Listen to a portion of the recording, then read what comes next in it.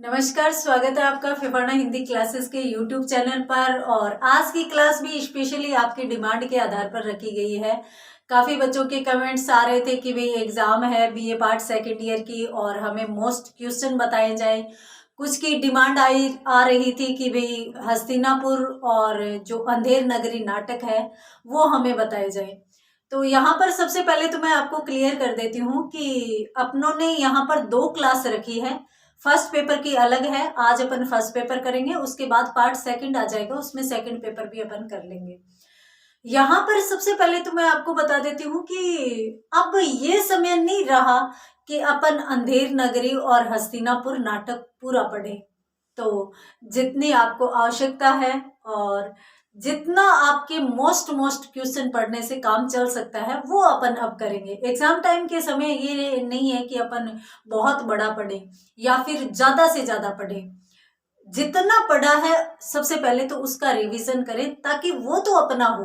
अपनों ने अगर 80% भी किया है तो उसको यदि अपन रिवाइज कर लेते हैं तो वो अपना हो जाता है कम से कम।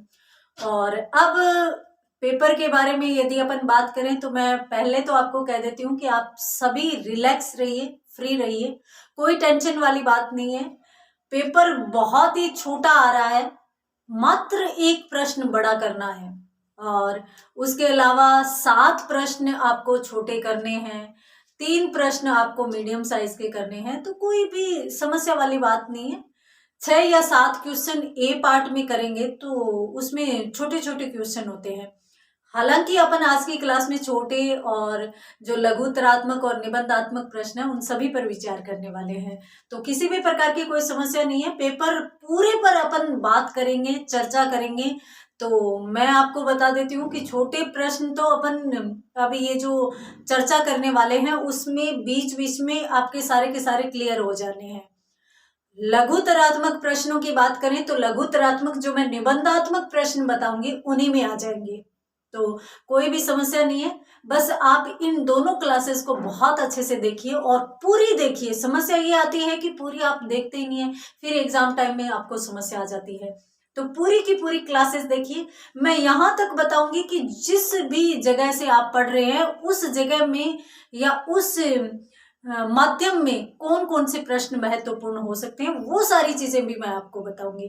तो चलिए शुरू करते हैं बिना समय खराब किए। पहली बात, ये क्लास फर्स्ट पेपर की है और फर्स्ट पेपर पद्य भाग का चलता है और पद्य भाग में आपके रीतिकालीन काव्य चलता है और रीतिकालीन काव्य में रीतिकालीन कवियों के पाठ आपको पढ़ने हैं। रीतिकालीन काव्य 3 काव्य धाराओं में बंटा हुआ है, रीतिबद्ध, रीति सिद्ध, रीति मुक्त। सबसे पहले तो आपके छोटे प्रश्न आते हैं तो आवश्यकता इस बात की है कि आप ये जाने कि रीति कहते किसे हैं।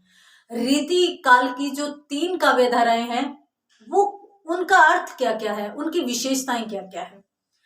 तो सबसे पहले तो मैं आपको बता देती हूँ कि रीति का अर्थ मार्ग से लिया जाता है और मार्ग किसका, काव्य रचना का।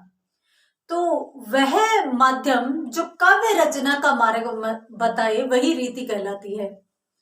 अब काव्य रचना का मार्ग कैसे, देखिए काव्य रचना के कुछ लक्षण होते हैं और लक्षण में अपन लेते हैं रस, छंद, अलंकार, गुण, ये सारी की सारी चीजें काव्य के लक्षण कहलाती है। तो रीतिकालीन काव्य ने हमें बताया कि भाई किस काव्य में कौन कौन से लक्षण होने चाहिए, कितनी मात्रा में होने चाहिए और कौन से लक्षण आने से काव्य में दोष आ सकता है। तो इस प्रकार से रीतिकालीन काव्य ने हमें काव्य रचना का मार्ग बताया। अब अपन बात करते हैं कि भाई इस प्रश्न को लिखना कैसे है। तो सबसे पहले तो मैं आपको रीतिकाल के सामान्य परिचय की यूनिट में बता देती हूं कि आपको रीतिकाल से संबंधित रीतिकाल की जो 3 काव्य धाराएं हैं, रीतिबद्ध किसे कहते हैं, रीति सिद्ध किसे कहते हैं, रीति मुक्त किसे कहते हैं, इन तीनों प्रश्नों को तैयार करना है। बहुत अच्छे से तैयार करना है। छोटे प्रश्नों में कम से कम एक को जरूर पूछा जाएगा और ये मैं देखती आ रही हूँ। बीए थर्ड ईयर की एग्जाम हुई तो थर्ड ईयर में आधुनिक काल चलता है तो आधुनिक काल के बारे में पूछा गया था। तो सेकंड ईयर में जाहिर सी बात है कि रीतिकाल चलता है तो उसके बारे में जरूर पूछा जाएगा और 3 काव्य धाराओं में। और इंटीग्रेटेड वालों के एग्जाम जब हुए थे तो उसमें भी रीति काल में एक काव्य धारा का प्रश्न पूछा गया है। तो आप तीनों को तैयार करेंगे, कोई भी बड़ा प्रश्न नहीं है, छोटे छोटे प्रश्न हैं, आराम से तैयार हो जाएगा। मैं भी आपको बता दूंगी, यदि आप लिखना चाहें तो वीडियो रोक कर लिख लेंगे, ठीक है। अब मैं आपको एक चीज और बता देती हूँ, वो ये है कि आपके ये जो रीतिकालीन काव्य नाम से जो यूनिट चलती है वो 4th यूनिट है। 5th यूनिट में काव्य की यूनिट चलती है, जिसमें काव्य प्रयोजन, काव्य के हेतु कौन कौन से हैं, वो सब पूछा गया है। और यहाँ पर एक चीज और बता देती हूँ कि 5 यूनिट है। 5 यूनिट में आप 4 यूनिट्स को यदि अच्छे से तैयार कर लेते हैं तो कहीं कोई समस्या नहीं आएगी। क्यों? क्योंकि बड़ा प्रश्न एक ही करना है और बड़े प्रश्न कम से कम 4 से 5 आ रहे हैं। उन 4 से 5 प्रश्नों में प्रत्येक यूनिट से एक प्रश्न आ रहा है, तो आप 4 यूनिट तैयार कर लेंगे तो भी आपका एक प्रश्न कम से कम वहां पर मिल जाएगा, कोई समस्या नहीं आने वाली। अब एक चीज और बता देती हूँ, जो बच्चे सीरीज के माध्यम से पढ़ते हैं, हालांकि मैं सीरीज का विरोध करती हूँ, फिर भी मैं आपको बता देती हूँ कि यदि आप सीरीज पढ़ रहे हो तो सीरीज में यूनिट 1 से लेकर कंटिन्यू में प्रश्न नंबर बता रही हूँ, वो प्रश्न नंबर आप तैयार कर लेना, वो बहुत ही ज्यादा महत्वपूर्ण है। तो 1st यूनिट की यदि अपन बात करें तो देखिए 6ठा, 7वां और 13वां ये 3 प्रश्न महत्वपूर्ण है। और तीनों प्रश्नों में 6ठा और 7वां दोनों के दोनों मैंने बिहारी से प्रश्न लिए हैं, ठीक है, दोनों के दोनों बिहारी से। क्यों? क्योंकि ये श्योर है कि बड़ा प्रश्न एक बिहारी का जरूर आएगा। यदि आप बिहारी और घनानंद 2 भी तैयार कर लेते हैं तो बड़ा प्रश्न तो आपके आ जाना है। तो बिहारी में एक प्रश्न जरूर पूछा जाएगा और मैंने आपको बिहारी के 2 प्रश्न दिए हैं, जिनमें से 6ठा तो बिहारी ने गागर में सागर भर दिया है, ये वाला प्रश्न है। और 7वां है बिहारी के काव्य में भक्ति, नीति और श्रृंगार की त्रिवेणी बह रही है। ये 2 प्रश्न आपको बिहारी के तैयार करने हैं। और तीसरा प्रश्न आपको रीतिकालीन काव्य में देव का स्थान निर्धारित कीजिए, ये प्रश्न तैयार करना है, ठीक है, 1st यूनिट। अब बात करते हैं 2nd यूनिट की। तो 2nd यूनिट में तीसरा, 7वां और 9वां ये 3 प्रश्न तैयार करने हैं।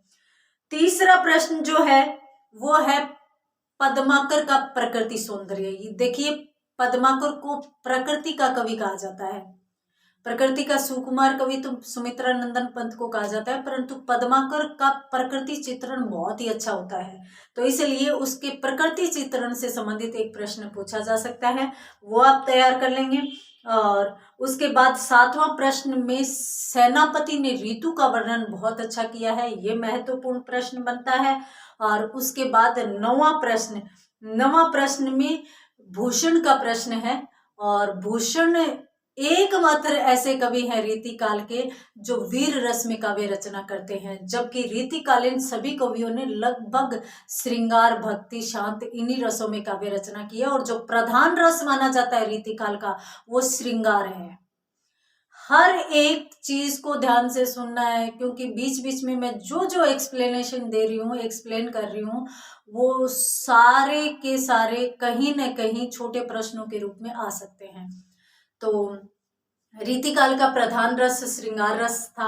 अब मान लीजिए कि आपसे ये पूछा जाए कि रीतिकाल की प्रमुख विशेषताएं बताओ, तो श्रृंगार रस, ब्रज भाषा, लक्षण ग्रंथों की रचना, ये सारी की सारी इसकी विशेषताओं में ही आ जाएगी। तो इसलिए जो तीसरा महत्वपूर्ण प्रश्न मैंने बताया है 2nd यूनिट में, वो है एक तो पद्माकर का, एक सेनापति का और तीसरा भूषण का। भूषण का इसलिए महत्वपूर्ण बन जाता है क्योंकि श्रृंगार रस की जहां कवि रचना कर रहे थे वहां पर इन्होंने वीर रस से संबंधित काव्य रचना की। तीसरी यूनिट में आप दूसरा और छठा 2 प्रश्न मात्र तैयार कर लेंगे तो भी काम चल जाएगा। और जो दूसरा प्रश्न है वो है घनानंद की विरह वेदना।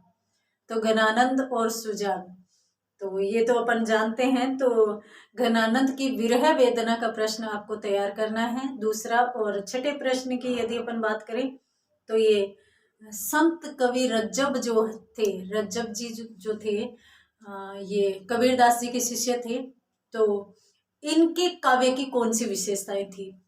कुछ भी समझ में नहीं आए तो कबीरदास को पढ़ा हुआ है, कबीरदास के काव्य की विशेषताएं ही रज्जब के काव्य की विशेषता है, क्योंकि कबीरदास जी भी संत हैं और ये भी संत हैं। और संतों के काव्य की विशेषताओं में सबसे महत्वपूर्ण बात आती है गुरु की महत्ता। इन्होंने गुरु को सबसे बड़ा बताया है, ईश्वर से भी बड़ा बताया है। दूसरी बात, ये निर्गुण की उपासना करते थे। संत कवि सभी के सभी निर्गुण की उपासना करते थे। तीसरी बात, ये आत्म तत्व का पक्ष लेते थे, यानी ये अपने अंदर ही परमात्मा की खोज करते थे। ठीक है, और उसके बाद अपन आते हैं चौथी यूनिट पे। तो चौथी यूनिट में मैंने आपको बता ही दिया है, रीतिकाल की यूनिट है चौथी। तो आप बस रीतिबद्ध, रीति सिद्ध, रीति मुक्त काव्य धाराएं कौन कौन सी है ये देख लीजिएगा। फिर भी मैं आपको बता देती हूँ कि दूसरा प्रश्न जिसमें रीतिकाल की प्रमुख प्रवृत्तियां बताई गई है, प्रमुख विशेषताएं बताई गई है, वो प्रश्न तैयार कर लेना। और चौथा रीति मुक्त और रीतिबद्ध काव्य धाराओं का अंतर में पता चल जाएगा कि भाई रीति मुक्त कौन सी है और रीतिबद्ध कौन सी है, यानी किसे कहते हैं। ठीक है, और उसके बाद पांचवी यूनिट है। पांचवी यूनिट में काव्य का प्रयोजन क्या है, एकमात्र प्रश्न तैयार कर लीजिए। यदि जितने मैंने प्रश्न बताए हैं, मैंने प्रश्न बताए हैं आपको 3 3 6 3 9 2 11, मात्र 11 प्रश्न बताए हैं। यदि आप ये 11 प्रश्न तैयार कर लेते हो तो 100% आपका पेपर बहुत अच्छा जाएगा। 100% वाला बताया मैंने यहाँ पे, और उनके लिए बताया है जो सीरीज पढ़ रहे हैं। ठीक है, यहाँ पर आपके इन्हीं प्रश्नों में छोटे, लघुतरात्मक और बड़े सारे के सारे प्रश्न क्लियर हो जाने हैं। ठीक है, अब अपन बात करते हैं महत्वपूर्ण प्रश्न और उनके उत्तर की, क्योंकि काफी जगह पर काफी बच्चों को ये भी समस्या आ रही है कि भाई महत्वपूर्ण प्रश्न और उनके उत्तर किस प्रकार से हो सकते हैं। तो मैं यहाँ पर आपको बताऊंगी। सबसे पहली बात तो आपके पास यदि कोई किताब है, कुछ भी आपके पास मैटर है, किताब है, पासबुक्स है, बुक्स है, कुछ भी है, उसमें कोशिश कीजिए कि बिहारी घनानंद, जो इजी है उनका बता रही हूँ, बिहारी घनानंद और भूषण, मात्र 3 कवियों की एक एक दो दो पद याद कर लीजिए। और अगर मैंने 3 दिए हैं, वैसे तो बिहारी का एक प्रश्न आने वाला है, बिहारी हर जगह आता है, फिर भी मैंने 3 दिए हैं कि इनमें से अब जैसे बिहारी के तो बहुत ही छोटे छोटे दोहे हैं।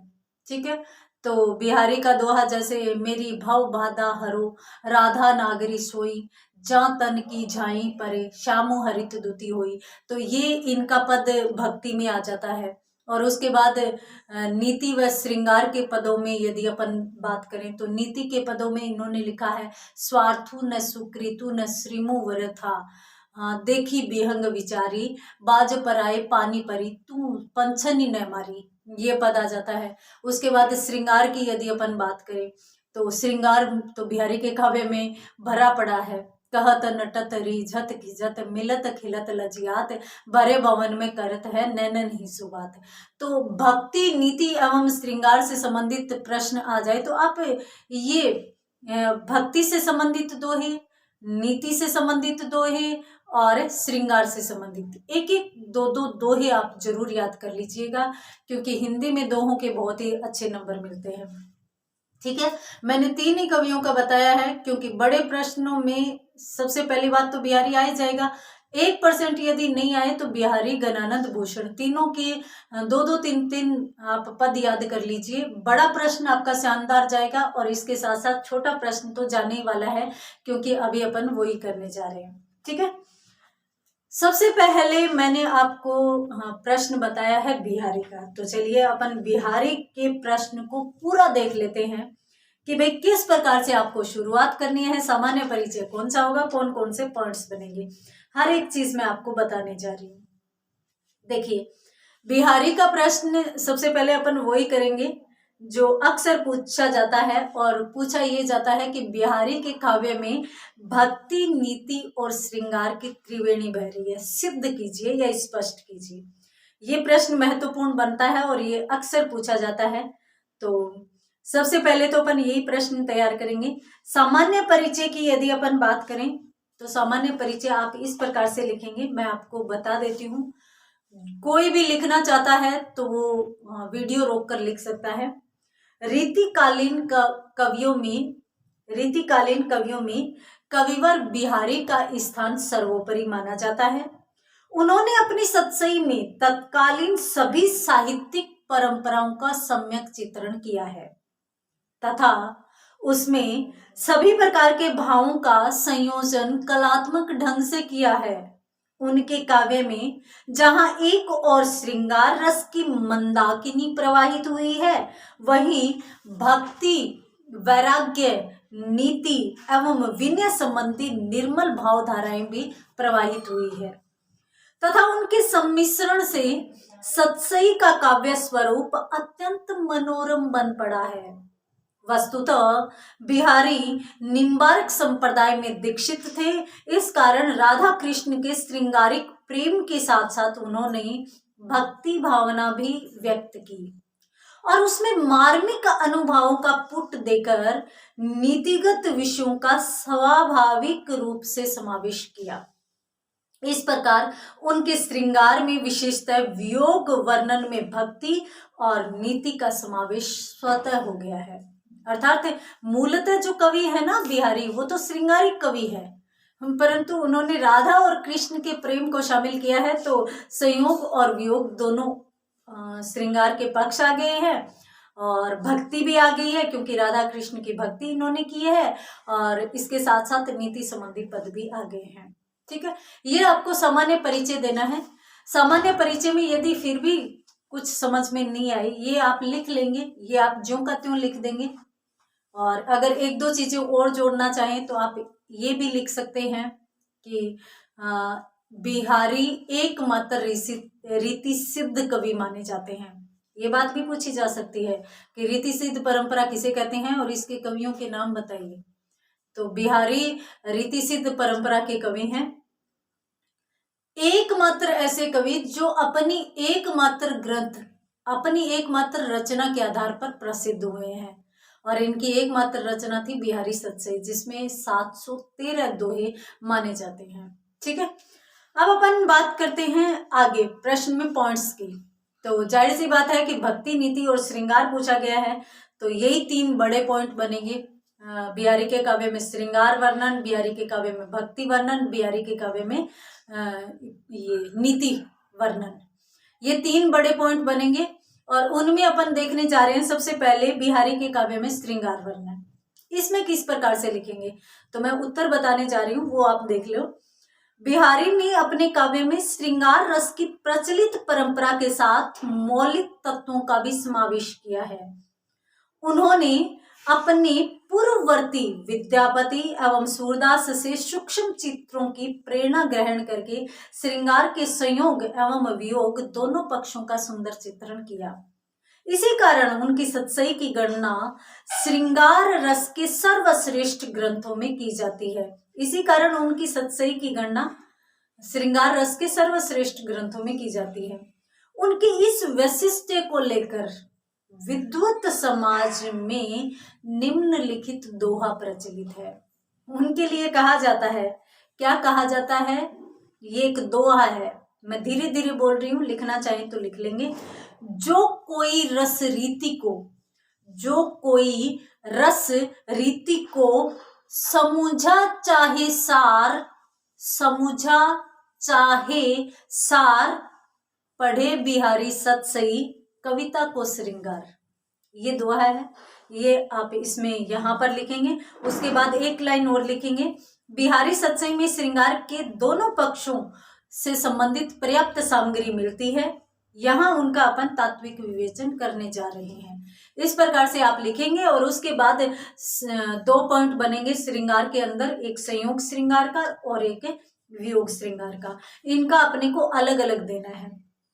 तो पहला पॉइंट डालेंगे आप संयोग श्रृंगार। संयोग श्रृंगार में क्या लिखेंगे, बिहारी का संयोग श्रृंगार शास्त्रीय परंपरा कीवा रीतिकालीन परंपरा पर आधारित है, यानी शास्त्रीय परंपरा थी एक कीवा की परंपरा, उस पर आधारित है। उन्होंने नायक नायिका के मिलन, रति क्रीड़ा, हास्य विनोद, हाव भाव विलास एवं श्रृंगारिक चेष्टाओं का वर्णन किया है। कहीं पर नायिका के मान का मान व गर्व का, और कहीं पर व्यंग्य भरी तीखी उक्तियों का, एवं कहीं पर सूरत सुख भोग की अनुभूतियों का चित्रण करके बिहारी ने संयोग श्रृंगार में मार्मिकता एवं अनुभूति प्रवणता का समावेश किया है। एक स्थान पर तो प्रियतमा द्वारा प्रेमी के भेद को मिटाकर प्रेममयता के चरम स्वरूप को उपस्थित किया गया है। यानी नायिका यूं समझती है कि हम दो नहीं है, एक है, तो उनके प्रेम स्वरूप का चित्रण किया गया है। और इसमें आप दोहा उदाहरण स्वरूप लिख सकते हैं। कौन सा? प्रिय को ध्यान गही गही, यानी प्रियतम का ध्यान कर करके प्रिय को ध्यान गही गही, फिर कोमा लगाना है, फिर गही वही हुए नारी। गही यानी ग्रहण करके, हवे हो गई नारी, वह नारी। आपू आपू ही आरसी, आरसी का मतलब होता है आईना। लखी रिझती रिझवारी, अपने आप को आईने में देखकर ही रिझ रही है, प्रसन्न हो रही है। क्यों? क्योंकि वो अपने आप को ही अपना प्रियतम मान लेती है। तो इस प्रकार से यह बहुत ही सुंदर दोहा है। उसके बाद मैं दो दोहे वो बताने जा रही हूँ जो बहुत ही सुंदर है और सामान्यतः आपको आसानी से याद हो जाएंगे। सरल वाले दोहे लेकर आएंगे। उसके बाद ये दोहा जैसे लिखेंगे, आगे लिखेंगे कि बिहारी ने नायिका के हाव भावों का ललित चित्रण किया है। ऐसा ही एक चित्र बतरस की लालची राधिका अथवा गोपी का है। और उसमें आप क्या लिखेंगे? बतरस लालच लाल की, कोमा लगाकर, मुरली धरी लुकाए, सोह करे भौहनी हंसे, देन कहे नटी जाए। ये वाला दोहा उदाहरण स्वरूप लिखेंगे। एक और लिख लेंगे, एक और कौन सा? इसी प्रकार नायिका के नेत्रों की चंचलता, कटाक्ष एवं भ्रिकुटी वक्रता का अनुपम वर्णन हुआ है। और उसमें आप वही लिखेंगे, कहत नटत रिझत खिजत, मिलत खिलत लजियात, भरे भौन में करत है, कोमा लगाकर, नैनन ही सो बात। ये 3 दोहे आप दे देंगे ना तो बहुत ही पर्याप्त है। और यदि 3 नहीं भी कर पाए तो पहला छोड़ दीजिए, क्योंकि वो आपका हो सकता है ज्यादा देखा नहीं हो। ये 2 तो बतरस लालच लाल की, ये वाला, और कहत नटत रिझत खिजत, ये 2 दोहे तो बहुत ही आसान है। अपन 6ठी क्लास से पढ़ते आ रहे हैं, तो इनको आप अच्छे से याद करके चले जाना। उसके बाद अंत में क्या लिखेंगे? इसी पॉइंट के, संयोग श्रृंगार के पॉइंट के अंत में लिखेंगे, इस प्रकार बिहारी ने संयोग श्रृंगार के अनेक स्थूल एवं सूक्ष्म चित्र प्रस्तुत किए हैं, जिनमें मार्मिकता एवं अनुभूति मयता का अच्छा समन्वय मिलता है। यहां पर ये पॉइंट खत्म कर लेंगे। सेकंड पॉइंट कौन सा? वो वियोग श्रृंगार। तो पॉइंट इसमें ज्यादा नहीं है। बिहारी के काव्य में श्रृंगार वर्णन, और श्रृंगार वर्णन में पहला संयोग हो गया, दूसरा वियोग हो जाएगा। अब देखिए इसमें आप पहले क्या लिखेंगे? पहले लिखेंगे कि बिहारी के काव्य में वियोग पक्ष के उदाहरण पर्याप्त मात्रा में मिलते हैं। कुछ स्थलों पर इन्होंने ऊहात्मक प्रवृत्ति को मैं एक नाम और बता देती हूँ, अतिशोक्ति, ताकि आपको ज्यादा समस्या नहीं आए। ऊहात्मक यदि समझ में नहीं आए, ऊहात्मक में ऊ बढ़ाएगा, फिर हात्मक, इस प्रकार से लिखना होगा, ठीक है। कुछ स्थलों पर उन्होंने ऊहात्मक प्रवृत्ति या अतिशोक्तिपूर्ण वर्णन किया है, एवं उनमें आध्यात्मिकता का पुट भी भरा है। उन्होंने पूर्व राग की व्यथा से लेकर विरह की सभी दशाओं का चित्रण किया है। नायक से दूर चले जाने पर नायिका रात दिन उसी का स्मरण चिंतन करती है और एक पल के लिए उसे चैन नहीं मिलता, ठीक है। और इसमें आप दोहा उदाहरण में लिखेंगे, सोवत जागत सुपन बस, फिर कोमा, रस रिस चैन कुचैन, फिर अगली लाइन में सुरती श्याम घन की सुरती, बिसरे हूं बिसरे न। यानी नायिका कह रही है कि सोते जागते स्वप्न में भी मुझे हमेशा प्रियतम का ध्यान होता रहता है। हमेशा उसके साथ प्रेम की क्रीड़ाएं हैं वो मुझे याद आती रहती हैं। बिसरे हो न बिसरे न, मतलब भुलाए ही ये चीजें नहीं भुलाई जाती। तो इस प्रकार से एक तो ये, दूसरा मैं इजी दोहा बताती हूँ, वो आप कर लेंगे। और ये दोहा जैसे ही कंप्लीट करेंगे उसके बाद आप ये लिखेंगे कि बिहारी ने विरह पीड़िता नायिका की नायिका के लिखना, नायिका के दुबले शरीर, और यदि आप अच्छी हिंदी समझ सकते हैं तो कृशकाय या कृशता लिख सकते हैं। कृशकाय का मतलब होता है कमजोर शरीर। तो बिहारी ने विरह पीड़िता नायिका की कृशता का वर्णन कहीं कहीं पर अतिशोक्तिपूर्ण किया है, लेकिन कहीं पर उसके उद्वेग का मार्मिक चित्रण भी किया है। और आगे इसमें आप दोहा कौन सा लिखेंगे? इत आवती, इत आवती चली जात उत, चली 6 सातक हाथ, चढ़ी, अगली लाइन में, चढ़ी हिंडोरे सी रहे, लगी उसासनु साथ। इस प्रकार से ये दोहा लिखेंगे। तो ये दोहा यही है कि इत आवती इधर आती है, चली जातू तो उधर चली जाती है, चली 6 सातक हाथ, 6 7 हाथ, यानी 6 7 हाथ तो इधर आ जाती है और 6 7 हाथ उधर चली जाती है। चढ़ी हिंडोरे सी रहे, जब अपन हिंडोरे पर यानी झूले पर चढ़े होते हैं तब अपन ने साथ ऐसा ही होता है कि अपन जब बैठे होते हैं तो 6 7 हाथ आगे आ जाते हैं, 6 7 हाथ पीछे। अब नायिका इतनी दुबली पतली हो चुकी है कि वो जब सांस लेती है तो और छोड़ती है तो उसका दबाव सहन नहीं कर पाती, तो वो सांस लेती है तो 6 7 हाथ पीछे चली जाती है, और सांस छोड़ती है तो सांस छोड़ने के साथ ही वो 6 7 हाथ आगे चली जाती है, उससे सांस का दबाव भी सहन नहीं हो रहा। तो ये दोहा है लगी उसासनु साथ, अतिशोक्तिपूर्ण है परंतु इसके साथ साथ विरह का उद्वेगपूर्ण यानी विरह की तीव्रता का चित्रण भी इसमें किया गया है। ठीक है, ये 2 दोहे लिख देंगे, पर्याप्त है। उसके बाद आप लिखेंगे कि इस प्रकार हम देखते हैं कि बिहार में श्रृंगार की प्रधानता होते हुए, सॉरी, ये दोहा लिखेंगे और उसके बाद आप यूं लिखेंगे कि इसमें अतिशोक्ति के साथ ही कुछ मार्मिकता भी है। इस प्रकार बिहारी ने विरह संबंधी विविध स्थितियों का चित्रण किया है, ये लाइन आप लिखेंगे। उसके बाद दूसरा पॉइंट, बिहारी के काव्य में भक्ति भावना, ये मैंने पहले ही बता दिया, 3 पॉइंट बनेंगे बड़े। तो दूसरा बड़ा पॉइंट है बिहारी के काव्य में भक्ति भावना। अब भक्ति भावना में शुरुआत किस तरीके से करेंगे? बिहारी सतसई में भक्ति विषयक दोहों की संख्या लगभग 50 है। इन दोहों से यह प्रमाणित हो जाता है कि बिहारी राधा कृष्ण के अनन्य आराधक थे।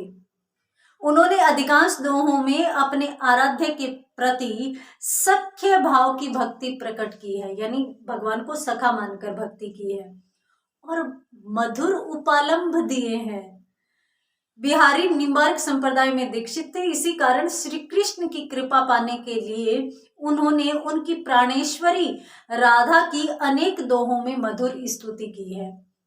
राधिका और गोपियों का प्रेम ही उनके कृष्ण प्रेम का आदर्श है तथा उनके सदृश उनमें भी अपने इष्ट के प्रति एकोन्मुखी श्रद्धा और निष्ठा है, ये लिखेंगे। उसके बाद अगले पैराग्राफ से आप लिखेंगे कि इस कारण उनकी भक्ति भावना पर आधारित दोहों में श्रृंगार की मधुर झलक दिखाई देती है। और इसमें आप पहले तो वही दोहा लिखेंगे जो मैंने आपको बताया था, क्योंकि वो आसान है और लगभग बच्चों को याद भी है। मेरी भव बाधा हरो, राधा नागरी सोई, जा तन की झाई परे, श्यामु हरित दुती हुई, ये दोहा आप लिखेंगे। तो ये बिहारी सतसई का पहला दोहा है, ये यहीं से बिहारी सतसई की शुरुआत है। तो एक तो ये लिख लेंगे और दूसरा भगवान कृष्ण के श्रृंगार से संबंधित एक दोहा है, शीस मुकुट कटी काछनी, कटी का मतलब होता है कमर और काछनी का मतलब करघनी। तो शीस मुकुट कटी काछनी, कर मुरली, कर का मतलब होता है हाथ, कर मुरली उर्माल, उर का मतलब होता है हृदय, हृदय पर माला, यही बानक मो मन सदा, यही बालक मेरे मन सदा बसो बिहारी लाल। बिहारी लाल जी कहते हैं कि यही बालक मेरे मन में सदैव बसता रहे। तो ये दोहे लिख देंगे आप, बहुत है। और यदि आप बहुत ही सुंदर प्रश्न करना चाहते हैं तो मैं एक दोहा और बता देती हूँ। और दोहा बहुत ही सुंदर है, आसान सा है, परंतु क्या लिखेंगे, ये दोहे लिख देंगे, उसके बाद एक लाइन लिखेंगे, उसके बाद वो दोहा लिखेंगे कि बिहारी ने भक्ति भावना के लिए आडंबर या दिखावे की प्रवृत्ति को अनुचित बतलाया है और मन की पवित्रता पर बल दिया है। जैसे जैसे उन्होंने लिखा है, जप माला छापा तिलक सरे न एको काम, मन कांचे नाचे वृथा सांचे राचे राम। तो ये दोहा आप लिख देंगे। तो 3 दोहे काफी हैं, ज्यादा लिखने की जरूरत नहीं है। उसके बाद अंत में ये लिखेंगे कि इस प्रकार हम देखते हैं कि बिहारी सत्संग में श्रृंगार की प्रधानता होते हुए भी भक्ति भावना की सरस यमुना प्रवाहित हुई है, जिसमें अवगाहन करके मतलब डूब करके गोप गोपियों की तरह भक्त जन अपना उद्धार कर लेते हैं। तो इस प्रकार से ये दूसरा पॉइंट रहेगा। अब अपन बात करते हैं तीसरे पॉइंट की। तो तीसरा पॉइंट है भक्ति का बिहारी का नीति वर्णन। नीति वर्णन में आप सबसे पहले क्या लिखेंगे, सबसे पहले लिखेंगे कि बिहारी सत्संग में श्रृंगारिक भावनाओं की जल्दी में, जल्दी का मतलब होता है समुद्र, तो आप यूं भी लिख सकते हैं कि श्रृंगारिक भावनाओं के समुद्र में नीति की लघु नौका भी तैरती दिखाई देती है, यानी कुछ पद नीति संबंधी भी मिलते हैं। बिहारी को लोक व्यवहार का अच्छा ज्ञान था और उन्हें जीवन में मथुरा, आगरा, जयपुर में रहते हुए विविध बातों का अनुभव भी प्राप्त हुआ था। साथ ही उनमें निरीक्षण की शक्ति बहुत ही प्रबल थी। इस कारण उन्होंने श्रृंगार और भक्ति के साथ साथ नीति विषयक दोहे भी लिखे। उनके नीति विषयक दोहों में मानव व्यवहार पर सशक्त आक्षेप हुआ है। जैसे जैसे उनका एक बहुत ही सुंदर दोहा है, नर की, नर का मतलब मनुष्य की, नर की अरु नल नीर की, नर की यानी मनुष्य की और नल के पानी की। तो आप लिखेंगे कि नर की आरु नल नीर की गति एके करी जोई, जेतु नीचो हुए चले तेतो ऊंचो होई। ये दोहा है कि मनुष्य की और नल के पानी की एक सी गति है, ये जितना नीचा होकर चलेंगे उतना ही इनका यश बढ़ेगा। मनुष्य जितना विनम्र होकर चलेगा उतना उसका यश बढ़ेगा, और नल के पानी में नल जितना नीचा होगा उतना ही उस पानी का प्रेशर अधिक होगा। तो इस प्रकार से नल के पानी की और मनुष्य की तुलना की गई है। ठीक है, एक तो ये। दूसरा बहुत ही आसान दोहा बता देती हूँ जो आपको याद भी है, परंतु उससे पहले लिखेंगे क्या, ये दोहा लिखेंगे और ये दोहा लिखते ही 2-3 लाइनें लिखेंगे कि बिहारी को राज दरबारों का अच्छा अनुभव प्राप्त था और धन वैभव की चमक दमक से वे अच्छी तरह परिचित भी थे। एक दोहे में इन्होंने धन दौलत के नशे का बड़ा प्रभावकारी चित्रण किया है, और उसमें कौन सा दोहा लिखेंगे, कनक कनक ते 100 गुनी मादकता अधिकाय, इही खाए बोराय जग, बोराय बै पर 2 मात्रा आएगी, औ की मात्रा, इही खाए बौराय जग उही पाए बोराय। तो ये दोहा, इसका तो अर्थ बताने की भी जरूरत नहीं है। कहते हैं कि सोना है वो धतूरे से अधिक मादक होता है, यानी नशीला होता है, क्योंकि धतूरे को तो नशा करने के लिए खाना पड़ता है, जबकि सोना तो मात्र हाथ में आ जाए तो भी इंसान को नशा हो जाता है। तो ये दोहा है बिहारी जी का, बहुत ही अच्छा है, आप याद कर सकते हैं। तो मैंने यहाँ पर आपको 2 ही दोहे बताए हैं, 2 ही याद कर लीजिएगा, काफी है, ज्यादा करने की जरूरत नहीं है। परंतु अंत में आप इसमें भी ये लिखेंगे कि इस प्रकार बिहारी ने अपने अनुभवों के आधार पर सुंदर नीति विषयक दोहों की रचना की है और उनके माध्यम से उचित लोक व्यवहार का संदेश भी दिया है। ये प्रश्न आपका यहाँ पे कंप्लीट हो जाएगा। निष्कर्ष के रूप में आप 2-4 लाइनें लिख देंगे। यदि आप निष्कर्ष भी सुनना चाहते हैं तो मैं सुना देती हूँ, इस एक प्रश्न का निष्कर्ष बता देती हूँ ताकि आपको पता चल जाए कि भी निष्कर्ष लिखा कैसे जाता है। आप लिखेंगे, उक्त विवेचन से स्पष्ट हो जाता है कि बिहारी सतसई में श्रृंगार, भक्ति और नीति की त्रिवेणी प्रवाहित हुई है। यद्यपि उनके काव्य में श्रृंगार के अधिक दोहे हैं, परंतु भक्ति व नीति संबंधी कम दोहे भी अत्यधिक मार्मिक एवं अनुभूतिमय है। इस तरह की समन्वित भावधारा के कारण बिहारी का काव्य अत्यंत प्रभावशाली दिखाई देता है। इस प्रकार से आप निष्कर्ष लिख लेंगे अकॉर्डिंग आपके लेवल के। देखिए, शब्द अच्छे होने चाहिए, आप ज्यादा लिखो ये जरूरी नहीं है, क्योंकि आपके छोटा प्रश्न तो एक ही आने वाला है। तो एक प्रश्न आपको अच्छा करना है, उसमें आप कम से कम 500 शब्द दें, और 500 शब्दों का मतलब आपको जो कॉपी मिलेगी उसके 5 पेज कम से कम। और 5 पेज का मतलब ये नहीं होता कि एक पेज ये माना जाएगा, नहीं, दोनों तरफ के 2 पेज माने जाएंगे। एक जो है वो 2 में गिना जाएगा, पृष्ठ गिने जाएंगे 1, 2। तो इस प्रकार से आप 5 पृष्ठ करेंगे, 500 शब्द कंप्लीट हो जाएंगे। ठीक है, तो ये आप करेंगे। ये एक महत्वपूर्ण प्रश्न है। और उसके बाद अपन बात करते हैं सबसे पहले महत्वपूर्ण वालों की। तो पहले मैं चौथी यूनिट की बात करती हूँ, और चौथी यूनिट में अपन बात करेंगे रीतिकालीन काव्यधाराओं की। तो रीतिकालीन काव्यधाराओं की यदि अपन बात करें तो रीतिकाल में मैं आपको बता देती हूँ। सबसे पहले तो रीति का अर्थ, उसकी परिभाषा एवं प्रमुख रीतिकालीन काव्यधाराओं का परिचय, ये प्रश्न बन सकता है। तो मैं सीधा सीधा बोल देती हूँ, आप यदि लिखना चाहें तो लिख लेना, और आप जैसे भी करना चाहें अपने अनुसार कर लेना।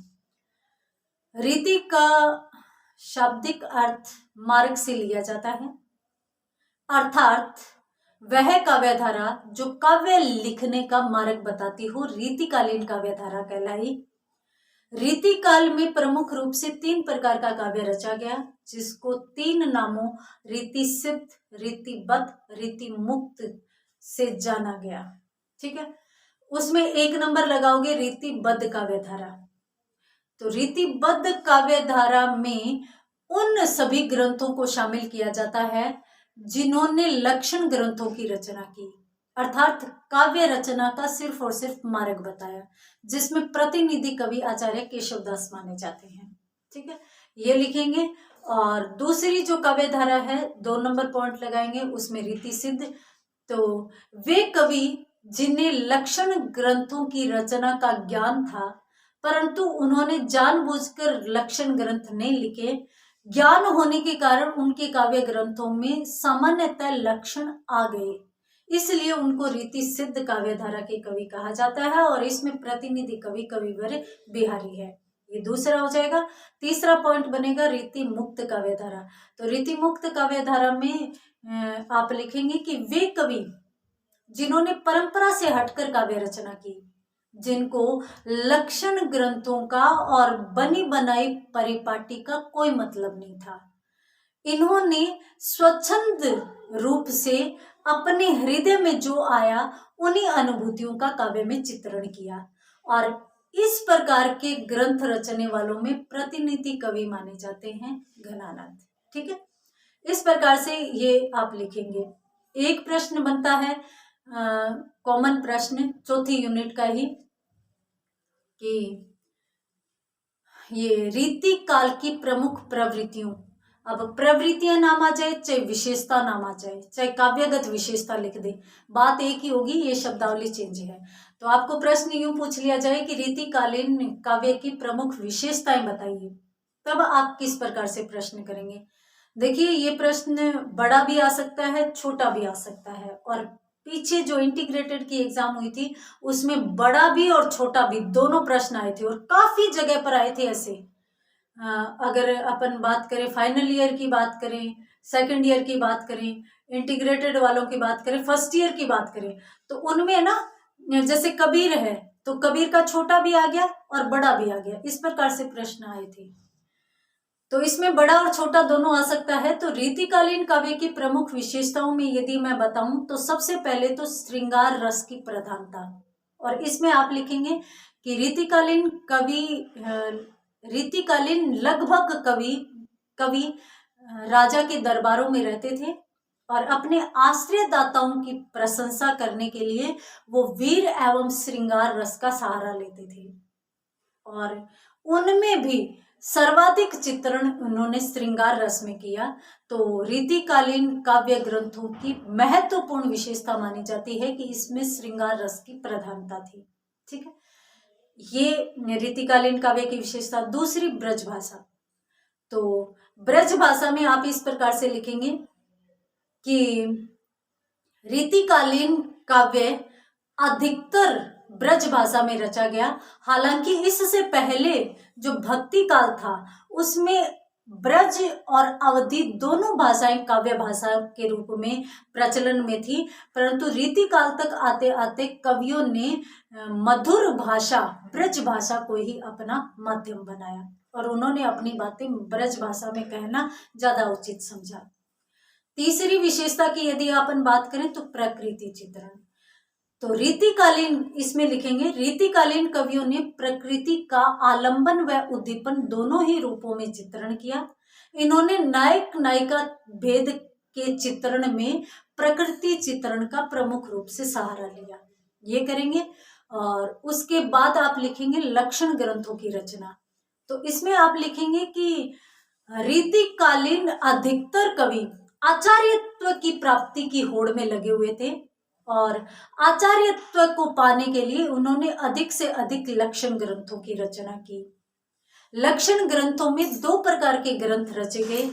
कुछ विशिष्टांग निरूपक ग्रंथ थे जो किसी लक्षण विशेष को लेकर काव्य ग्रंथ लिखे जाते थे, जबकि कुछ कवि ऐसे थे जो सर्वांग निरूपक ग्रंथों की रचना कर रहे थे, जिसमें सभी काव्य लक्षणों से संबंधित कुछ उदाहरण और कुछ नियम बता दिए जाते थे, कुछ पदों की रचना कर दी जाती थी। रीतिबद्ध काव्य धारा में प्रतिनिधि कवि आचार्य केशवदास माने जाते हैं और केशवदास जी ने आचार्यत्व की होड़ में और अपने आप को सिद्ध करने के लिए काव्य को अत्यधिक क्लिष्ट बना दिया था, कठिन बना दिया था, इसीलिए उनको कठिन काव्य का प्रेत भी कहा गया था। ठीक है, उसके बाद आप रीतिकालीन कवि में लिखेंगे कि जो दरबारी साहित्य, तो इसमें आप लिखेंगे कि अगली विशेषता लिखेंगे दरबारी साहित्य। तो इसमें आप लिखेंगे कि रीतिकालीन काव्य जनता का काव्य नहीं था। अधिकांश कवि राजा के दरबारों में रहते थे, तो वो राजमहल में जिन चीजों को देखते थे, जिन विषयों को देखते थे, उन्हीं का चित्रण अधिक करते थे। तो इसलिए इसको दरबारी साहित्य कहा गया और यही कारण था कि रीतिकाल अधिक समय तक नहीं चल पाया, क्योंकि वो आम जनता का साहित्य नहीं बन पाया। तो रीतिकालीन काव्य की समय से पूर्व ही, यानी बहुत जल्दी ही समाप्ति भी होगी। इस प्रकार से आप रीतिकालीन काव्य की विशेषताएं करेंगे। और आपको एक चीज और बता देती हूँ, जब छोटा प्रश्न आ जाए ना, तब तो पॉइंट नहीं बनाने, सीधा यूं लिखना है कि रीतिकाल की प्रमुख विशेषताएं निम्न प्रकार है। 1 नंबर, इसमें ब्रज भाषा में काव्य रचना की गई। 2 नंबर, इसमें प्रकृति का आलंबन व उद्दीपन दोनों रूपों में चित्रण था। 3 नंबर, इसमें लक्षण ग्रंथों की प्रधानता थी। 4 नंबर, इसमें ये दरबारी साहित्य था। 5 नंबर, इसमें ब्रज भाषा में काव्य रचना की गई। तो ये इस प्रकार से सीधी लाइनें लिखेंगे छोटा प्रश्न आने पर। तो और लाइनें भी पूछी जा सकती है। पीछे इंटीग्रेटेड में तो पूछा गया था कि रीतिकाल की रीतिबद्ध परंपरा के 2 विशेषताएं बताइए। तो यदि आपसे 2 पूछी जाए, 3 पूछी जाए, 4 पूछी जाए, तो आप इस प्रकार से सीधी लाइनों में लिखेंगे, पॉइंट बनाकर उसकी व्याख्या नहीं करेंगे। हाँ, बड़ा प्रश्न आने पर जैसे मैंने पॉइंट बनाकर व्याख्या बताई थी वैसे करनी है। ठीक है, तो यहाँ पर आपका बेसिक पूरा का पूरा फर्स्ट पेपर तैयार हो गया है। अब अपन 2-3 प्रश्न वो देखते हैं जो छोटे भी आ सकते हैं। सबसे पहले तो अपन एक घनानंद का प्रश्न देखेंगे, उसके बाद भूषण का देखेंगे, उसके बाद यदि अपना समय बचता है तो अपन कुछ और देखेंगे। तो पहले मैं आपको घनानंद का महत्वपूर्ण प्रश्न करवाती हूँ। घनानंद के दो महत्वपूर्ण प्रश्न हैं और दो में एक तो स्वच्छंद काव्यधारा का प्रश्न बनता है। सीधा सीधा यूं पूछा जा सकता है कि घनानंद स्वच्छंद काव्यधारा के कवि हैं, सिद्ध कीजिए। यूं भी पूछा जा सकता है कि लोग है लागी कवित बनावत मोहितो मेरे कवित बनावत, इस उक्ति के आधार पर घनानंद के काव्य का मूल्यांकन कीजिए। घनानंद ने स्वयं ने एक पंक्ति लिखी थी कि लोग तो लगे हुए हैं कवित बनाने के लिए। कवित एक छंद होता है, तो इसलिए कहते हैं कि लोग तो छंद कवित बनाने में लगे हुए हैं, छंद बनाने में लगे हुए हैं। जैसे लक्षण ग्रंथों की रचना हो रही थी ना, लक्षण ग्रंथों में कोई छंद पर पूरा का पूरा ग्रंथ लिख रहा था, कोई अलंकार पर पूरा का पूरा ग्रंथ लिख रहा था, अलंकार इसे कहते हैं, अलंकार इतने होने चाहिए, इस प्रकार से। तो यहाँ पर जो घनानंद है, इन्होंने कहा है कि मैं तो मेरे ही कवित बनाता हूँ, अर्थात मैं तो मेरी ही पंक्तियां लिखता हूँ, अर्थात मैं तो वो लिखता हूँ जो मैं स्वयं अनुभव करता हूँ, जो मेरे मन में आता है, मेरा हृदय कहता है, मेरी अनुभूति कहती है। तो ये पंक्ति इन्होंने खुद लिखी थी, तो उसके आधार पर काव्य का मूल्यांकन पूछा जा सकता है। सीधा का सीधा प्रश्न पूछा जा सकता है। ये भी पूछा जा सकता है कि घनानंद के काव्य में प्रेम की पीड़ा और रूप की छटा का जो चित्रण हुआ है वो रीतिकालीन काव्य में अनूठा है, सिद्ध कीजिए। 3 प्रकार से भाषा बदल सकती है, उत्तर एक ही रहेगा। कौन सा रहेगा जो मैं बताऊंगी। चलिए उत्तर भी कर लेते हैं। और मैं तो यहाँ तक कहती हूँ कि घनानंद के काव्य से संबंधित प्रश्न महत्वपूर्ण यही बनता है। कोई भी आ जाए आप तो उत्तर यही लिखो, ठीक है। चलिए उत्तर किस प्रकार से लिखना है, चलिए अपन देख लेते हैं। थोड़ा सा अपन जल्दी पढ़ेंगे, ठीक है। और मैं बता देती हूँ, आप या तो ऐसे कीजिए कि 2-3 बार इस वीडियो को ही सुन लीजिए। वीडियो को सुन लेंगे तो आप इसी आधार पर प्रश्न कर लेंगे, और यदि आप फिर भी लिखना चाहते हैं तो वीडियो रोक रोक कर नोट भी कर सकते हैं। चलिए सबसे पहले सामान्य परिचय इसी प्रश्न का। प्रश्न क्या है, घनानंद स्वच्छंद काव्यधारा के कवि थे, सिद्ध कीजिए। लोग है लागी कवित बनावत मोहितो मेरे कवित बनावत, काव्य के पंक्ति के आधार पर घनानंद के काव्य की विशेषता बताइए। या फिर यूं आ सकता है कि घनानंद प्रेम और पीड़ा के अनूठे कवि थे, सिद्ध कीजिए। जो भी आ जाए। सामान्य परिचय, घनानंद रीति काल के स्वच्छंद मनोवृत्ति वाले एवं भावुक कवि माने जाते हैं। ये भी निम्बारक संप्रदाय में दीक्षित थे। इस संप्रदाय के 37वें गुरु श्री नारायण देव के ये शिष्य थे।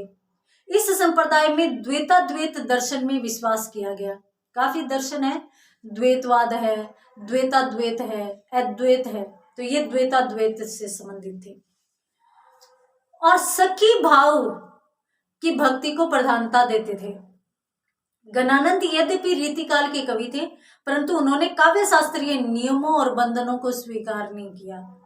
आचार्यत्व प्रकट करने के मोह में भी नहीं पड़े। जिन कवियों ने रीतिवादी परंपराओं से मुक्त रहकर काव्य शास्त्रीय नियमों से न बंधकर एवं स्वच्छंद मनोवृत्ति को अपनाकर काव्य रचना की, ऐसे कवियों में रीति मुक्त स्वच्छंद कवि कहे जाते हैं। इस वर्ग में घनानंद, बोधा, ठाकुर, आलम आदि कवि आते हैं।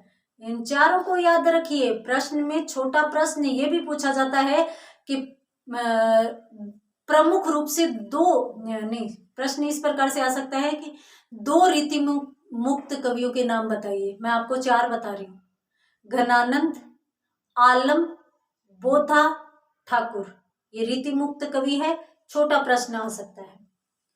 इसमें घनानंद को विविध विशेषताओं के कारण अग्रणी माना जाता है, ठीक है। ये हो गया सामान्य परिचय। सामान्य परिचय के बाद आप क्या लिखेंगे, स्वच्छंद काव्यधारा एवं घनानंद, ये पॉइंट बनेगा। ये सीधा का सीधा पॉइंट बनाना, बड़ा नंबरिंग मत करना इस पे।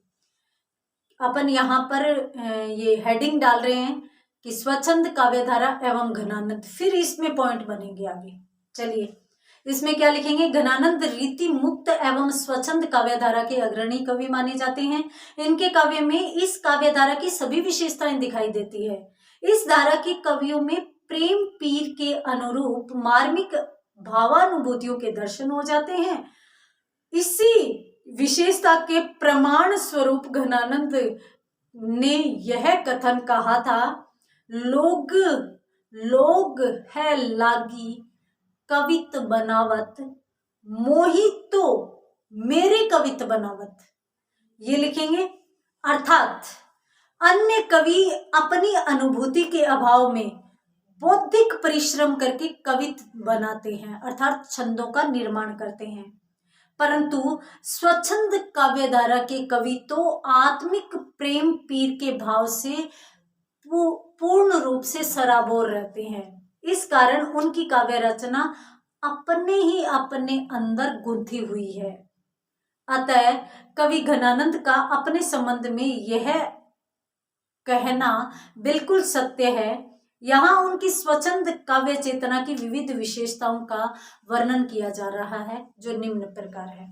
ये लिखेंगे और उसके बाद आप स्वच्छंद काव्यधारा की विशेषताओं का वर्णन लिखेंगे। और वर्णन में पहला पॉइंट बनेगा प्रेम एवं श्रृंगार की अनुभूति। ये आप पहला पॉइंट बनाएंगे और इसमें क्या लिखेंगे, रीतिबद्ध कवियों में श्रृंगार परक रचनाओं के द्वारा काव्य को कलात्मक रूप प्रदान किया गया। उन्होंने प्रेम की स्थूलता और श्रृंगार की उदाम वासना के चित्र उतारकर काव्य के बहिर्मुखी पक्ष को प्रधानता दी। उनका काव्य आंतरिक पक्ष से सर्वथा निर्बल होने लगा। इस कारण काव्य की अनुभूति का पक्ष दबा सा रह गया। इस प्रकार की प्रवृत्ति से मुक्त होकर कुछ कवियों ने स्वतंत्र पथ चुना। उन रीति मुक्त कवियों में घनानंद ने अनुभूति का ऐसा पुट तैयार किया जिसने न केवल तत्कालीन कविता के अभाव की पूर्ति की, अपितु आगे की पीढ़ी के लिए रसोदधि का अपलावन किया। रसोदधि का मतलब होता है रस रूपी समुद्र का निर्माण किया। आप इस प्रकार से भी लिख सकते हैं, रस रूपी समुद्र का निर्माण किया। घनानंद ने रीति मुक्त काव्यधारा का आश्रय लेकर परंपरागत वासना में जो श्रृंगार का वर्णन था उससे हटकर स्वच्छंद मुक्त श्रृंगार की रचना शुरू की। प्रेम की एक निष्ठता, अनन्यता एवं दृढ़ता का सशक्त प्रतिपादन किया।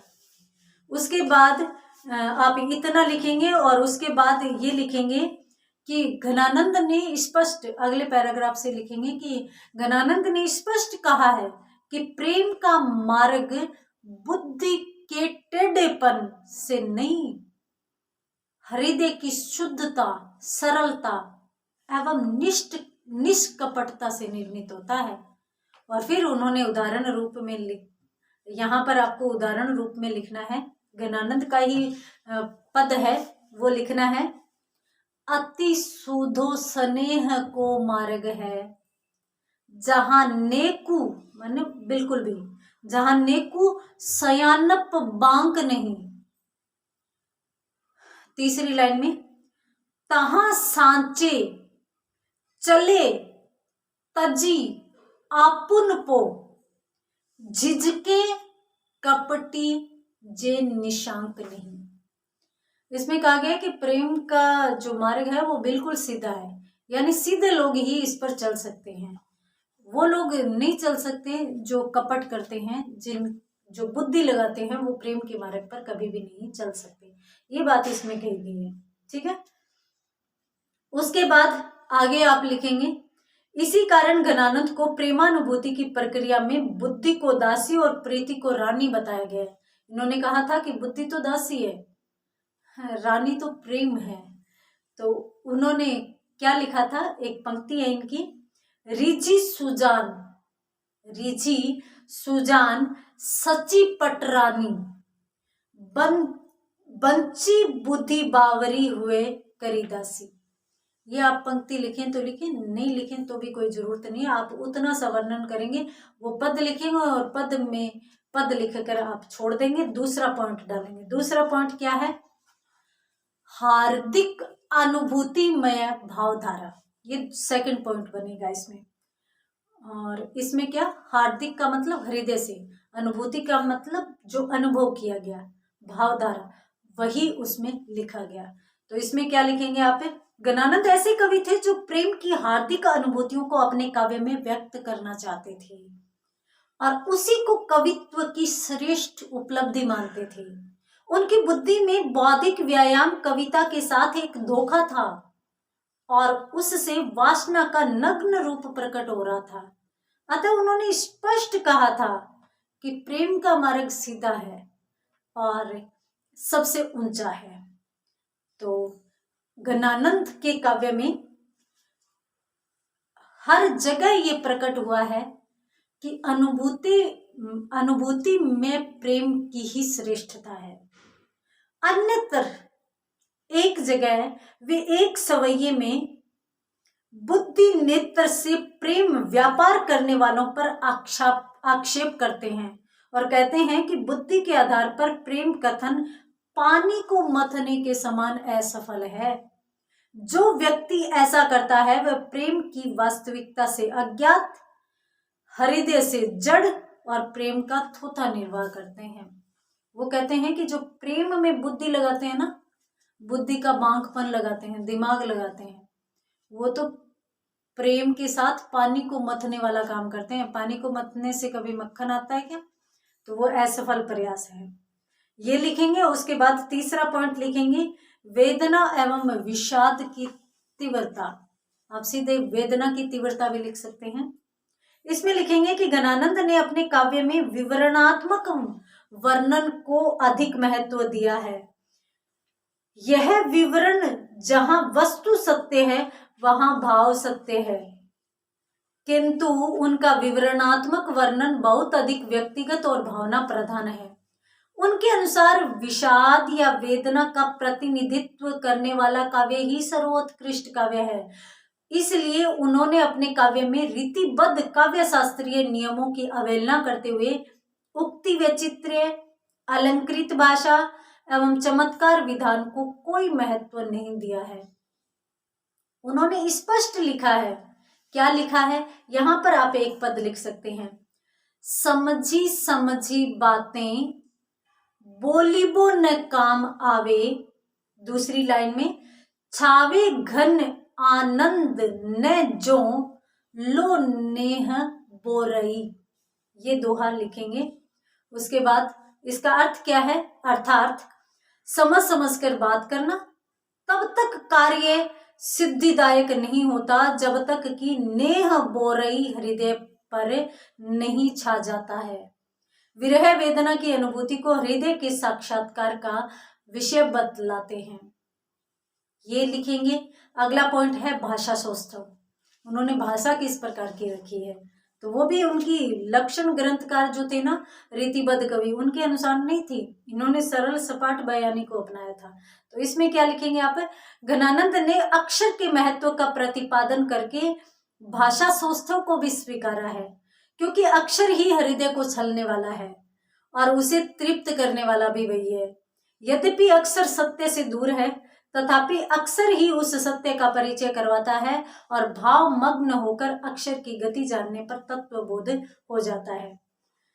कवि या मानव के भावों को सफलता से व्यक्त करने, संप्रेषित करने का साधन अक्षर ही है। अर्थात जो अक्षर कहते हैं कि शब्दों का जो भाव है, उसके लिए यहाँ पर अक्षर काम आता है। इस तरह गणानंद ने रीतिबद्ध परंपराओं का विरोध करते हुए उसके कुछ तत्वों को श्रेष्ठ बताया और कुछ अवहेलना की है। एक अन्य प्रसंग में गणानंद ने वाणी एवं शब्द सौष्ठव का भी समर्थन किया है। इतना सा लिखेंगे। उसके बाद आप अगले पैराग्राफ से कुछ पंक्तियां लिखेंगे। इस प्रकार गणानंद रीति मुक्त कवि थे और रीतिकालीन काव्य परंपरा के नियमों से मुक्त रहकर स्वच्छंद काव्यधारा के उपासक थे। अतएव उन्होंने अपनी कविता के लिए स्वयं प्रेम पीर के उपादान और अलग से काव्यादर्श स्थापित किए थे। यहाँ पर आपका प्रश्न पूरा होगा, निष्कर्ष आप लिख देंगे। ठीक है, तो ये घनानंद का प्रश्न है। और उसके बाद अपन बात करते हैं, मैंने कहा था कि 3 तो बड़े प्रश्न अपन अवश्य करेंगे। और 3 बड़े प्रश्न कौन से? हाँ, एक प्रश्न ये भी आता है, 2 प्रकृति कवियों का या फिर प्रकृति का चित्रण करने वाले कवियों का नाम बताओ, कोई भी 2। तो उसमें आप सेनापति और पद्माकर दोनों कर देंगे। ये रीतिकालीन कवि हैं जिन्होंने प्रकृति चित्रण बहुत ज्यादा किया है। आपसे यूं पूछ लिया जाए कि कठिन काव्य का प्रेत किसे कहा जाता है, तो आचार्य केशवदास को कहा जाता है। ये भी आप ध्यान में रखेंगे। ठीक है, उसके बाद अपन बात करते हैं भूषण के काव्य की। भूषण के काव्य के बारे में मैंने आपको स्पेशली बता दिया है कि रीतिकालीन परंपरा से हटकर, या फिर यूं कहूं कि रीतिकालीन श्रृंगारिक परंपरा से हटकर जिसने वीर रसात्मक काव्य रचा, वो कवि थे भूषण। तो आप ध्यान रखेंगे, भूषण एक वीर रसात्मक कवि थे और इन्होंने जो वर्णन किया था वो वीर रसात्मक यानी परंपरा से हटकर वर्णन किया था, तो वो भी आप देखेंगे। तो एक प्रश्न मैं और बता देती हूँ आपको कि, और प्रश्न ये है, भूषण राष्ट्रीय कवि थे, भूषण राष्ट्रीय कवि थे, इस उक्ति पर अपने विचार प्रकट कीजिए। ये प्रश्न है। और इस प्रश्न को इस प्रकार से भी पूछा जा सकता है कि भूषण वीर रसात्मक काव्य रचना करते थे, सिद्ध कीजिए। इस प्रकार से भी पूछा जा सकता है कि भूषण का नाम आते ही यदि बड़ा प्रश्न करते हो तो ये उत्तर आएगा, चाहे कोई सा भी हो, क्योंकि एक ही महत्वपूर्ण प्रश्न बनता है। चलिए, कैसे करेंगे आप? सबसे पहले तो सामान्य परिचय। रीतिकाल के कवियों का मुख्य उद्देश्य श्रृंगार विलास तथा यौवन के मांसल और रमणीय स्वरूप का विविध प्रकार से चित्रण करना था। इस कारण उनके काव्य में तत्कालीन समाज में चल रहे घात प्रतिघातों का वर्णन ही नहीं मिलता। एक प्रकार से उस समय के प्राय सभी कवि रीतिबद्धता एवं स्वच्छंदता के कटघरे में खड़े थे और उसी में अपने काव्य का उत्कर्ष मानते थे। परंतु कुछ कवि ऐसे भी थे जो तत्कालीन सामाजिक जातीय जीवन से जुड़े थे। ऐसे कवियों में प्रमुख रूप से भूषण थे। अन्य कवियों में सूदन व पद्माकर का नाम भी लिया जा सकता है। भूषण ने अपनी ओजस्वी भाषा में वीर रसात्मक काव्यों की रचना की। ये आप सामान्य परिचय में लिखेंगे। उसके बाद आप लिखेंगे भूषण के काल का राष्ट्रीय परिवेश। राष्ट्रीय परिवेश कैसा था, तो इसमें आप लिखेंगे जिस समय भूषण का आविर्भाव हुआ था उस समय भारत की राजनीतिक परिस्थितियां विषम थी। अपने पूर्ववर्ती बादशाहों की अपेक्षा औरंगजेब के हृदय में हिंदू जनता के प्रति आक्रोश एवं घृणा थी। औरंगजेब ने अपनी क्रूरता से हिंदू धर्म और संस्कृति के तत्वों का विनाश करना प्रारंभ कर दिया था। मंदिरों को तोड़ा जाना, जबरन धर्म परिवर्तन कराना, यज्ञोपवीत उतरवा देना एवं मनमाना टैक्स लगाना मुगल शासन का उस समय नियमित कार्य सा हो गया था। इस कारण हिंदू जनता परेशान थी तथा मुसलमानों का आक्रांता जाति की तरह प्रभुत्व बढ़ रहा था। उससे पूर्व बाबर, अकबर एवं हुमायूं का शासन इतना कठोर नहीं था और हिंदू जनता के साथ इतना अन्यायपूर्ण व्यवहार नहीं होता था। लेकिन औरंगजेब अत्यंत असहिष्णु प्रवृत्ति का बादशाह था। इस कारण उस समय ऐसे किसी शक्तिशाली नायक की आवश्यकता थी जो हिंदू जनता को औरंगजेब से अभय प्रदान करे। और इस आवश्यकता की पूर्ति के लिए भूषण ने छत्रपति शिवाजी का आश्रय लिया और उनकी प्रशस्ति में ऐसे वीर रसपूर्ण कविताएं रची जिन्होंने राष्ट्रीय भावना को नवीन गति प्रदान की। ये लिखेंगे आप इस हेडिंग में। और उसके बाद आप हेडिंग डालेंगे भूषण की राष्ट्रीय काव्य विचारधारा। ठीक है, अभी अपनों ने राष्ट्रीय परिवेश देखा कि वास्तव में परिस्थितियां थी कैसी। अब उनकी भूषण की विचारधारा क्या थी। भूषण हिंदी साहित्य के ऐसे प्रथम कवि थे जिन्होंने राष्ट्रीय चेतना से अनुप्राणित काव्य का प्रणयन किया। उन्हें ऐसे नायकों की आवश्यकता थी जो उनकी विचारधारा के वाहक बने। महाराज छत्रसाल और शिवाजी उस काल में ऐसे वीर पुरुष थे जो राष्ट्रीय चेतना से मंडित थे। भूषण ने अपने काव्य में उक्त दोनों के वीरतापूर्वक कार्यों का बहुविध वर्णन किया है और उनके व्यक्तिगत जीवन की तनिक सी झलक उनके काव्य में भी दी है। तो ये इनका नजरिया था, ठीक है। और इसमें अगले पैराग्राफ से 2 लाइनें और लिखेंगे। भूषण ने उस काल की राष्ट्रीयता को ध्यान में रखकर उसकी स्वतंत्रता के लिए औरंगजेब का मुकाबला किया। भूषण इसी राष्ट्रीय विचारधारा के उद्घोषक थे, इसलिए उनकी राष्ट्रीयता अपने युग के अनुरूप उचित थी। ये लिखेंगे। अगला जो टॉपिक आता है वो राष्ट्रीयता एवं राष्ट्रीय कवि चेतना आएगा। इसमें आप क्या लिखेंगे? कतिपय आलोचक यानी कुछ आलोचक भूषण के काव्य में राष्ट्रीयता के स्थान पर जातीयता का आरोप लगाते हैं। उनका कथन है कि भूषण ने हिंदुओं का ही पक्ष लिया, परंतु यह कथन अविवेकपूर्ण है। उस समय तक मुगल स्वयं को विदेशी आक्रांता मानते थे और हिंदुओं का दमन करना उनके धर्म प्रचार के लिए उचित मानते थे। इसी कारण वे जबरदस्ती हिंदुओं का धर्म परिवर्तन करवाते थे। तो इसलिए वहां पर भूषण ने एक सर्वमान्य जनता की, सामान्य जनता की आवाज उठाई और उन्होंने महाराज शिवाजी के द्वारा मुगल शासकों का विरोध किया। ये लिखेंगे और उसके बाद आ जाएंगे सीधा का सीधा निष्कर्ष पर। तो फिर अपन यहाँ पर निष्कर्ष लिखेंगे और इसी के साथ अपन इस प्रश्न को कंप्लीट कर देंगे। तो यहाँ पर अपनों ने 3 महत्वपूर्ण प्रश्न कवियों के कर लिए, बिहारी घनानंद भूषण के, और इसके साथ साथ रीतिकाल को पढ़ लिया। कुछ अपनों ने छोटे प्रश्न भी यहाँ पर कर लिए, ठीक है। अब यहाँ पर मैं एक चीज और बताती हूँ। मैंने आपको कहा था कि पद्माकर का प्रकृति चित्रण पूछा जा सकता है, तो आप इसमें यदि पॉइंट बनाएं, थोड़ा सा चर्चा करते हैं अपन इस पर, क्योंकि बड़ा प्रश्न उनमें आ जाएगा, ज्यादा चर्चा करने की जरूरत नहीं है। थोड़ी सी मैं आपको बता देती हूँ। देखिए, पद्माकर का प्रकृति चित्रण यदि आप करो तो इसमें जो पॉइंट बनेंगे उसमें आलंबन रूप में प्रकृति चित्रण, उद्दीपन रूप में प्रकृति चित्रण, आलंकारिक रूप में प्रकृति चित्रण, ये 3 ही है, ठीक है। 3 रूपों में इन्होंने प्रकृति चित्रण किया है, आलंबन रूप में, उद्दीपन रूप में और आलंकारिक रूप में, ठीक है। सामान्य परिचय में आप क्या देंगे, ये मैं इसलिए पहले बता रही हूँ आपको ज्यादा, क्योंकि छोटा प्रश्न आ जाए तो आप बस ये इतना सा सामान्य परिचय जो बता रही हूँ वो ही उत्तर करेंगे। क्या करेंगे? पद्माकर प्रकृति की सर्वविध रमणीय शोभा से आच्छादित विंध्याटवी के हृदय प्रदेश सागर नगर में पैदा हुए थे। वैसे भी प्रत्येक भावुक एवं संवेदनशील कवि प्रकृति के प्रति अनुरक्त रहता है, यानी लगभग सारे भावुक कवि प्रकृति का सहारा लेते हैं और प्राकृतिक उपादानों को अपने काव्य की सामग्री के रूप में अपनाता है। रीतिकालीन कवियों ने श्रृंगार वर्णन के विविध प्रसंगों में प्रकृति के अनेक दृश्य उपस्थित किए थे। इस काल की काव्य परंपरा का अनुसरण करने से भी पद्माकर ने प्रकृति चित्रण के द्वारा विविध श्रृंगारिक रूपों की अभिव्यक्ति की है। ये आप उत्तर कर देंगे।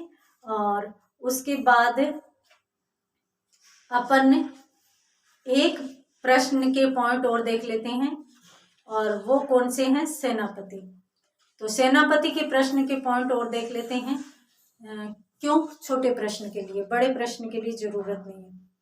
देखिए, सेनापति के काव्य का काव्य सौंदर्य पूछा जाए तो काव्य सौंदर्य में 2 चीजें आती है, भाव पक्ष और कला पक्ष, ठीक है। भाव पक्ष में कौन कौन सा पॉइंट बनता है? श्रृंगार वर्णन बनता है, भक्ति वर्णन बनता है, प्रकृति चित्रण बनता है, ठीक है। श्रृंगार, भक्ति और प्रकृति, ये 3 वर्णन भाव पक्ष में आएंगे। कला पक्ष आप शुरू करेंगे तो कला पक्ष में भाषा आती है, मुहावरे व लोकोक्तियां आती है, शैली आती है, अलंकार आती है, छंद भी आते हैं। छंद यदि लिखना चाहो तो छंद भी लिखो। तो ये पॉइंट बन जाएंगे और आप यदि छोटा प्रश्न आ जाए तो इसमें यूं लिखेंगे कि सेनापति का काव्य सौंदर्य अत्यंत आकर्षक और मनोरम है। उनके काव्य में श्रृंगार रस की मधुरता, कोमलता और सुंदरता है, तो भक्ति भाव की दीनता एवं आस्था है। प्रकृति की मनोरम झांकी है, तो श्लेष का अनोखा चमत्कार भी है। छंद, शैली एवं भाषागत समन्वय के साथ भावाभिव्यक्ति अत्यंत प्रखर है। तो ये अपनों ने सेनापति का भी देख लिया, पद्माकर का भी देख लिया। तो ये है महत्वपूर्ण रूप से आपका फर्स्ट पेपर। और फर्स्ट पेपर में अपनों ने जो चीजें देखी है उनमें सबसे पहले तो अपनों ने महत्वपूर्ण प्रश्न कि आपके पास जो सामग्री है उसमें महत्वपूर्ण प्रश्न कौन कौन से होते हैं वो भी मैंने बता दिए। इसके साथ साथ महत्वपूर्ण प्रश्न जो बनते हैं उनके उत्तर, और जितना मैंने बताया है उसको भी यदि आप अच्छे से तैयार कर लेते हो तो आपके छोटे से लेकर बड़े निबंधात्मक प्रश्न सभी क्लियर हो जाएंगे। तो उम्मीद करती हूँ कि समझ में आए होंगे आपको। मिलते हैं अगली क्लास में सेकंड पार्ट के साथ, तब तक के लिए धन्यवाद।